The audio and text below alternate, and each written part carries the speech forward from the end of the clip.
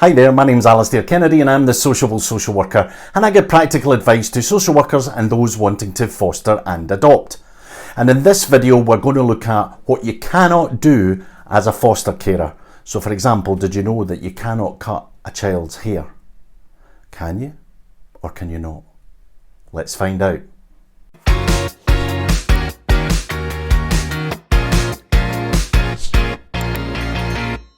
So, point one, haircuts. That's what I started with. So let's look at haircuts. First of all, I would say to you is go and look at videos or information about delegated authority. That's what covers all of the aspects that I'm about to give you. And I'm about to talk about 5 things that you cannot do as a foster parent. So point one is haircuts. So can or can you not cut a child's hair? Well, yes, you can. Now, there's a caveat to that. If a child's got really, really long hair and you give it a skinhead, then obviously, no, that's not on. But in its care plan and with discussions with parents, depending on the legislation the child's under, which is a Section 20, which means they're being placed in care by their family, or a care order, then the two things are very different in what you can and cannot do. And again, that's all around delegated authority. So I urge you to speak to your local authority social worker or your agency social worker to talk about delegated authority. But haircuts, yes, you can cut a child's hair, but no, you cannot do it if it's drastic. So from long hair to a skinhead, or dyeing a child's hair, or doing something random like lines or zigzags or whatever. But on the whole, most parents will be quite happy if you do what you like with a child's hair. Obviously, again, there's the issue with nits. And when children come into care, sometimes they have a lot of nits, then you need to treat them. You don't need to ask for permission, but it's good to always let the local authority social worker know and your agency social worker.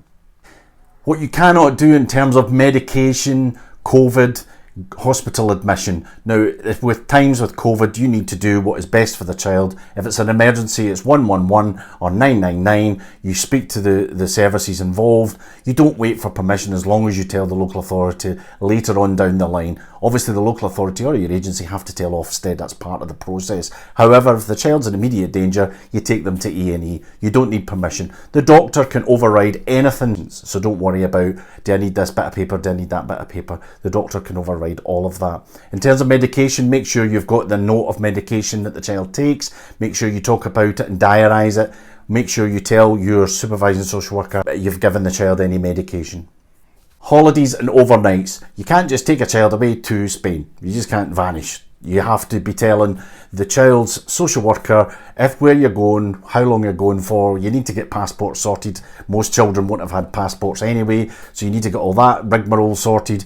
But you need to do it through the proper care planning channels. The same with overnights. Again, that goes back to delegated authority. We want to keep it as natural as possible. It's a family environment. So if they've been going to the pals, say every night, every Tuesday night, forever, then why would you try and stop that if they live locally? So it's about trying to keep it as natural as possible. And you can't be saying to the wee Jimmy who's staying with you, no, you can't go because you're looked after. That's just not natural planning. But if you speak to the social worker, I'm sure they'll accommodate.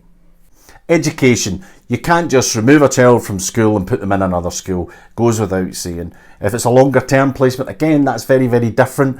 It goes along with the legislation and whether or not the child's family want that. And if it's way, way out of the area, then that's also very different. And that depends on the travelling arrangements. However, what I would say at the beginning of any placement is make sure you find out where and when they're going to go to school, especially children who are going to start new schools or have that transition. Make sure you know what's going to happen within that care plan so that children aren't driving an hour to school in taxis every day and an hour back, because you'll just get grumpy children in the morning and grumpy children at night. So if you're doing your skills to foster, which is the training before you become a foster parent, you'll have done red, amber and green. That's that game where you say, can you do this, can you do that? And that's one of the questions that always comes up is about bed sharing. And can your children and can the foster children share a bed? Can they come into your bedroom? What about bathroom sharing? What I would say is it's all common sense. But in the initial stages of a placement, it's better for no children to be sharing your bed. Now, that's going to seem really strange for your children and also very strange for a child who comes into your care who's completely traumatised. What I would say, if a child wakes up in the middle of the night or they pee the bed or they're upset, then have a space where you can take them somewhere safe. If it's a real small child, then you somewhere where you can give them a cuddle. If it's someone a bit older, somewhere you can sit and talk to them quietly and then put them back to bed, rather than taking them into your bedroom. But what I would say in the initial stages of any placement, any child coming into your care, is to make sure that your bedroom is a sanctuary for you and your partner.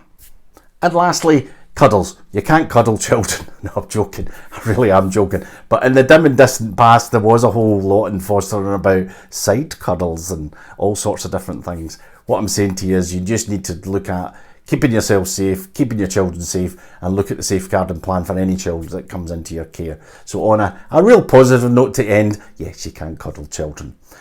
And on that note, thanks for watching this video. If you liked it, give it a thumbs up. If you want to watch more, please subscribe or ring that little bell for notifications. Ding-a-ling-a-ling. Okay, thanks for your time.